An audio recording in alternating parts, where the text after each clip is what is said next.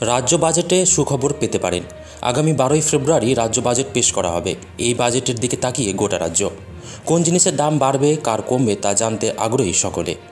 বাজেটে সরকারের বিভিন্ন প্রকল্প নিয়ে বিশেষ ঘোষণা হতে পারে বলে শোনা যাচ্ছে। এই নিয়ে চলছে জোর আলোচনা। 2026 সালের রাজ্যে নির্বাচনের আগে গোটা রাজ্যের নজর থাকছে মমতা বন্দ্যোপাধ্যায়ের এবারের বাজেটে। এক ধাক্কায় বেড়ে যেতে পারে লক্ষ্মীর ভাণ্ডার থেকে সরকারি কর্মীদের দিয়ে।